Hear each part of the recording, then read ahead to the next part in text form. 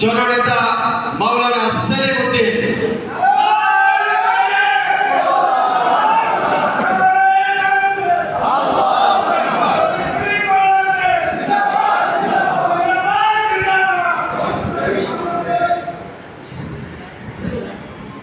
আসসালামু আলাইকুম ওয়া রাহমাতুল্লাহি ওয়া বারাকাতুহু।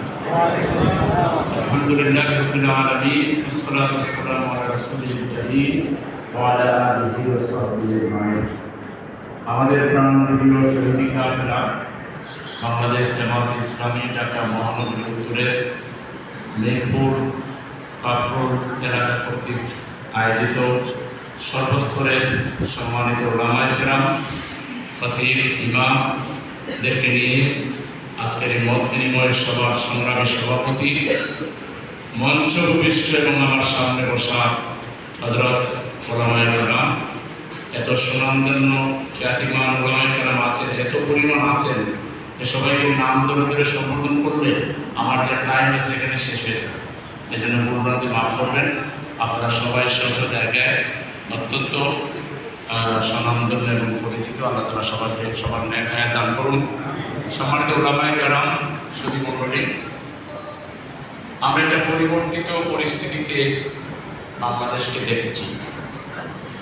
ঐতিহাসিক গণবিপ্লব হয়েছে, যে বিপ্লবের ব্যাপারে যারা আমরা আন্দোলন করছি গত কয়েক বছর, 17 বছর ধরে, কিংবা সদ্য যে ছাত্ররা আন্দোলনের ডাক দিল, আমরা সহযোগিতা করলাম। আমাদের কারো ধারণা ছিল না যে স্বৈরাচারের এত করুণ পরিণতি।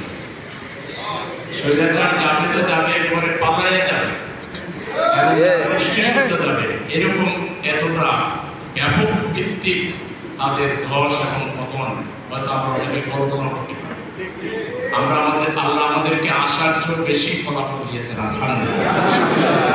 এর জন্য বিগত 17.5 বছর এদেশে উলামায়ে কেরাম, রাজনৈতিক দল, ছাত্র সমাজ, ব্যবসায়ী, অর্থাৎ সর্বস্তরের বহু মানুষকে ত্যাগ এবং কোরবানি পেশ করতে হয়েছে। আল্লাহ তাআলা সবার ত্যাগকে কবুল করুন। যারা শহীদ হয়েছেন আল্লাহ তাআলা তাদেরকে মহাকিম শহীদ হিসেবে কবুল করুন। যারা এখনো জিন্দা গাজী হিসেবে আছেন আল্লাহ তাআলা তাদেরকে পুরোপুরি সুস্থতার নিয়ামত দান করুন।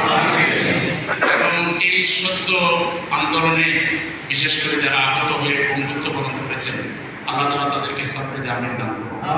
আমাদেরকে তাদের পাশে দাঁড়াবার তৌফিক দান করুন। সম্মানিত উলামায়ে কেরাম, আসরের নামাজ যেতে অত্যাবশ্যক, এই জন্য আমি খুব লম্বা চড়া কোনো কথা বলবো না।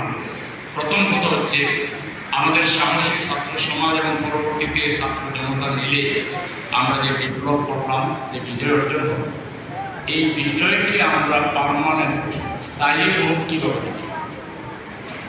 এর আগে তো একবার স্বাধীনতা হয়েছিল ৭১ সালে, কিন্তু সেই স্বাধীনতা কিন্তু অর্থবহ করা যায়।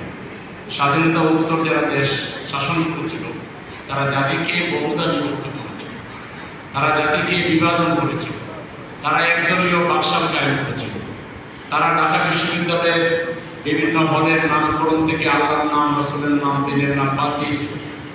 তারা এখান থেকে দিনকে বিদায় করার সকল চেষ্টা করেছিল। সর্বশেষ এসে তারা চূড়ান্তভাবে তাদের পতন হয়েছে, তারা চলে গেছে। এবারও যে বিপ্লব হলো, সেই